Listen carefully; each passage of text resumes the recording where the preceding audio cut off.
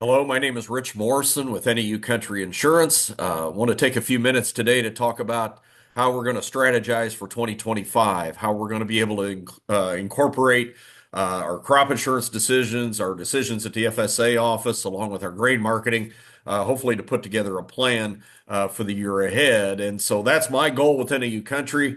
That's my role with the country is to with NEU is to be able to get grain marketing information out to help folks make decisions and be able to put it all together into a complete puzzle for the year. So as we look ahead to 2025, these were USDA's baseline projections from back in November. They will update these guesses in February. They'll give us our final planning intentions report at the end of March. But according to the government back in November, they were expecting corn acres to rise maybe 1 to 2 million this coming year, soybean acres to fall 1 to 2 million, wheat acres to be about unchanged, cotton acres maybe a slight dip, other crop acres not big changes. Now, if I were to guess today, I would think that corn might pick up another million, 3 million acres. Beans might lose another million or two. Cotton acres could be down slightly from this number. Maybe sorghum acres pick up a little bit. So we'll see. We'll see what the government decides to tell us as we get closer to spring. But as we look at some of the markets right now, it's been a nice little run the last several days. We were fueled by a fairly bullish USDA report here in January. And so the bean market reacted positively to that. Plus, we had already seen some positive reaction to dry weather in Argentina that has gotten us off the bottom. And we're almost $1 off the low now in November soybeans. So, pretty big move. And I think that it probably warrants rewarding the market. If you look down at the indicators, technical indicators, relative strength index at 69, stochastics up in the 80s, tells us this market's probably a little toppy and due for a little bit of a correction. So when that happens, I'd certainly like to reward the market. I'm not sure how much upside we've got, at least here in the short term.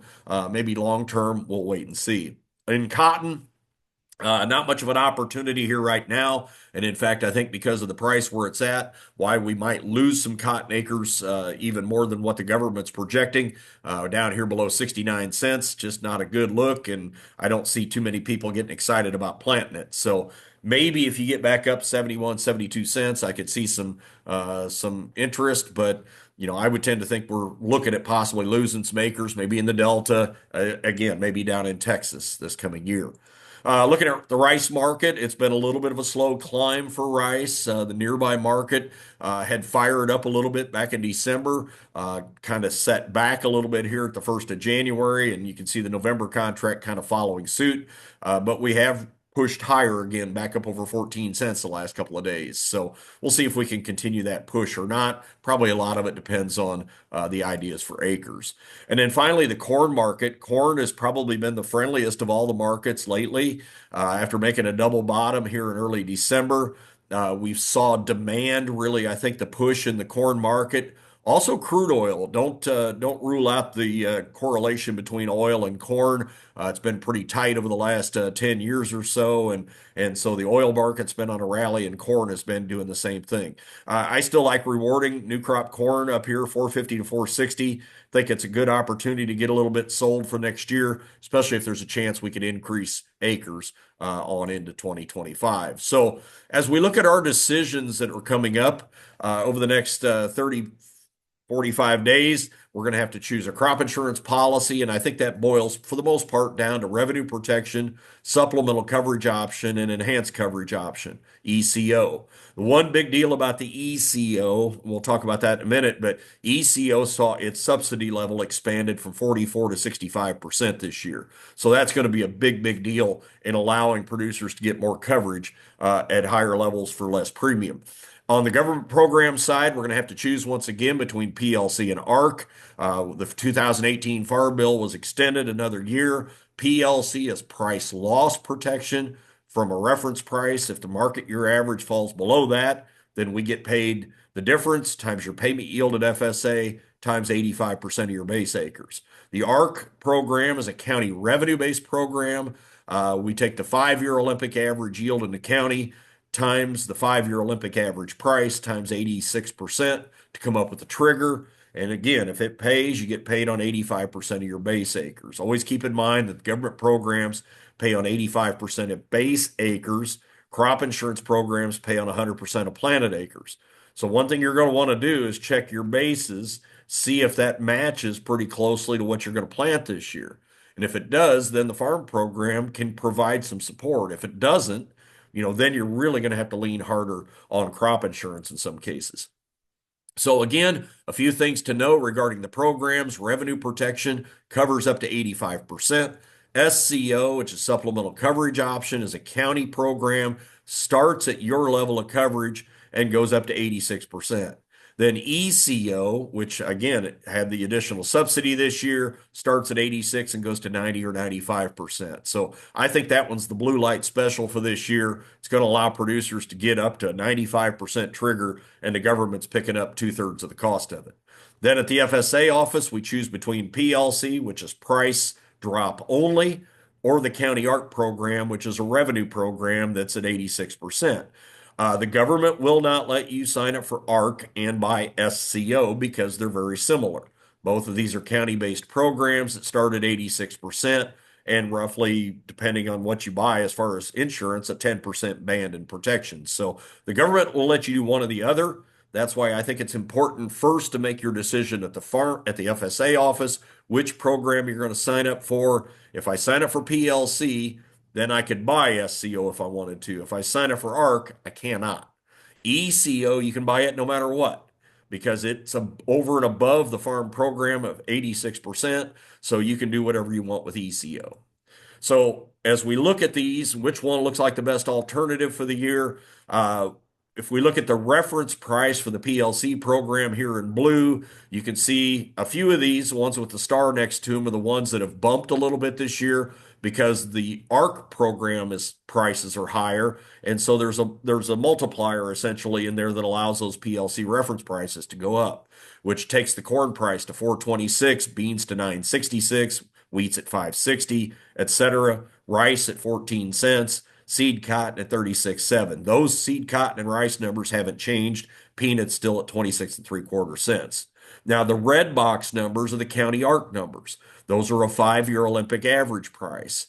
And for several crops, because we're dropping off 2018 and bringing in 2023, those prices are going up. So for crops like corn at 503, soybeans at 1217, they're going to have a big advantage in the county ARC program compared to PLC and compared to if I bought that SCO band that's very similar to ARC, because SCO is going to use the crop insurance price, which we don't know where those are yet, but as of today, December corn for next year is at 457 and November beans at 1049. So these two crops, sorghum as well, I think are going to benefit by going with the county ARC program. A crop like rice, probably not a lot of benefit to go with a county revenue-based program instead of having the price support at 14 cents still. Seed cotton, maybe, but I still like the stacks program as well. And so I probably would still want to stay not with the ARC program and cotton, probably want to stay with PLC, especially if this price were to drop. And the price, where it's sitting today for seed cotton, with the cotton market looking kind of ugly, might want to have that extra price support. So one of the things we've developed is this tool to be able to compare side to side. And so I'm going to show you an example with soybeans and why I think that it makes sense to look at the ARC program for a crop like beans. And so let's start out on the left-hand side where we're looking at the SCO coverage plus the PLC program. If I enroll in PLC, I can buy SCO. On the right, I'm looking at the county ARC program. And so if we decide to buy SCO from 86% down to, let's say, 75, let's say the starting price for crop insurance ends up at 1050. We go down to 950 in the fall. We calculate that times our APH times this band of 11%, means that band is going to be worth $63.53. Now, let's assume for argument's sake that the yield is unchanged, that we only have the loss in the price. And so if that happens, even $1 a bushel is not enough of a drop to trigger a 14% drop to trigger that SCO payment. However, it would trigger a little bit of a PLC payment because we're below the 966 price down here at the bottom. We'd get 16 cents times our payment yield at FSA times 85% of our base acres. I said that our planted and our base acres of beans were the same at 1,000 times 85% is 850 acres. So if we do the math down here, the SCO, you do have to pay the premium.